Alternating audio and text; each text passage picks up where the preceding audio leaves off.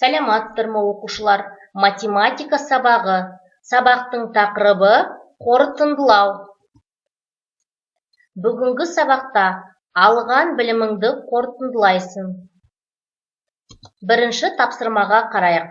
Формулаларды сәйкестендіріп, мамандық атауларының аудармасын біліп ал. Ендеше кәнеки сызық арқылы бірге қосайық. Бірінші бағдарламашы, яғни тік төртбұрыштың ауданын табу керек. Тік төртбұрыштың ауданын табу үшін ұзындығын еніне көбейтеміз. Яғни А көбейтілген Б. Яғни бағдарламашы бізде аудармасы қалай екен? Программист.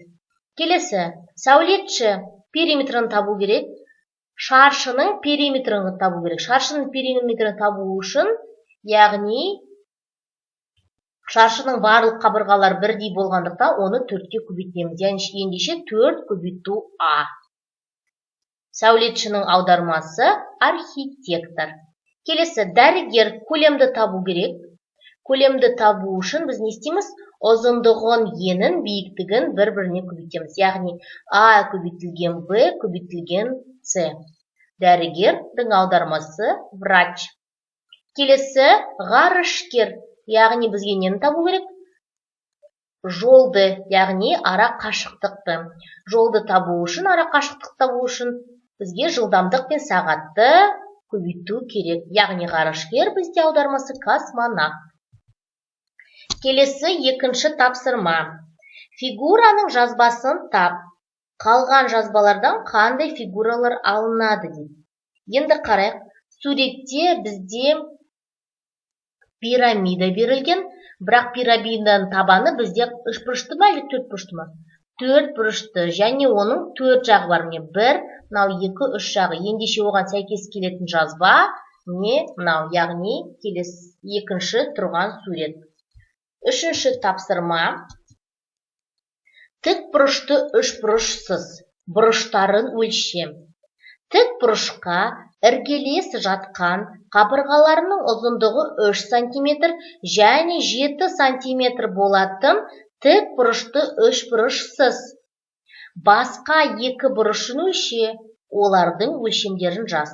Яғни мен тік бұрыш салдым, оған іргелес жатқан біреуінің ұзындығы 7 см, екіншінікі 3 см. Яғни 3 бұрыш салдық. Енді өлшемдерін жазу керек. Яғни тік бұрыш бізде 90 градусқа тең. Енді қалған екі бұрышты транспортирдің көмегімен өлшейміз.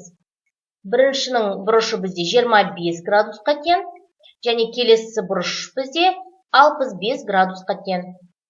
Оқушылар, бұл тапсырманы осылай орындаймыз. Келесі төртінші тапсырма. Бұрыштарды өлшеп, дәптеріңе сыз. Оларға атау бер. Бұрыштардың атауын түрлеріне қарай тік бұрыш, сүйір бұрыш, доғал бұрыш деп жаз. Яғни бірінші біздің бұрышымыз ол АБЦ бұрышы. АБЦ бұрышы бізде тік бұрыш. Келесі АДЕ бұрышы бізде доғал бұрыш. КЛМ бұрышы. КЛМ бұрышы сүйір бұрыш. СМО бұрышы тік бұрыш. Және ЕТП бұрышы бізде доғал бұрыш. Келесі бесінші тапсырма. Өрнектер құр және олардың мәнін тап. А. 8487 мен 23 сандарының бөліндісін 45002 мен 21 сандарының көбейтіндісі мен 6895 санының айырмасына арттыр дейді. Яғни, сіздерге төменде өрнек берілген, тең болады, оның мәні 938516. Келесі Ә. 29584 санын 8 есе кеміткенде шыққан санды 4 есе арттырып 879-ды қос. Нәтижесін 2400-ге кеміт. Сонда бізде өрнек жазылған, оның мәні 13271-ге тең. Келесі Б. 90.000 мен 5010-ның айырмасын 5 есе арттырып, шыққан санды 0 мен 45.879-дің көбейтіндісіне кеміт.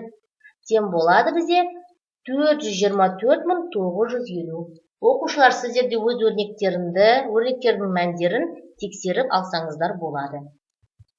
Келесі 6-шы тапсырма. Дәптеріңе туркоз бойынша симметриялы пішіннің суретін сал. Яғни, сіздермен бірге симметрия деген не екенін білеміз өткен сабақтардан, иә оқушылар? Енді кәнекей неше берілген суретін салып көрейік. Міне қараңыздар, яғни екеу жүргізу керек екі торкөзіне. Төмен бір торкөз, сол жаққа біреу, төмен, оң жаққа біреу, төмен, содан кейін екеу үшке. Төмен біреу, үшу солға, төмен біреу, оң жаққа екеу, төмен екеу, сол жаққа біреу, төмен бізде екеу. Дұрыс салатымыз ғой, иә? Содан кейін келесі сол жаққа біреу, төмен біреу, және үшу ішке, және жоғарыға. Міне, көріңіз, симметриялы. Енді аузын саламыз, және бізге несі керек? Көзі керек. Міне, көрдіңіздер ме? Яғни симметриялы сурет салғанда бізде қандай сурет шыққанын. Мына жерде оқушылар қателескен, біз екеу емес, біреу ғана жүргізу керек еді, иә? Екеу дұрыс қой, екеу.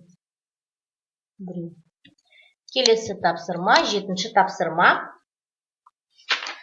Тұрақтағы автокөлік қойылған орынның нөмірі қандай? Енді кәнекей заңдылықты қарап көрейік. 16, 06, 68, 88. Енді көліктің орындағы санды табу керек, 98. Енді қарайық. 16, одан кейін 06. Одан кейін 68. Енді қарасақ, ешқандай да заңдылық жоқ. Енді кәнекей бұл автотұрақтың суретін, яғни керісінше аударып көрейік кәнекей. Яғни мынау 86 керісінше, 98 керісінше 86 болады. Келесі мынау 88 болады. 68-міз 89 болды, 06-мыз 90 болды, және 16-мыз біздің 91 болды. Сонда 86, 89, 88, 89, 90, 91. Сонда автокөліктің орнындағы сан қандай екен? 87. Не көрдіңіздер ме оқушылар, қалай табу керектігін?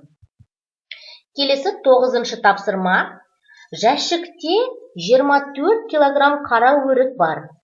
Табақшалы таразыда кіртастың көмегінсіз 9 килограмм қара өрікті қалай өлшеп алуға болады? Енді шешуі.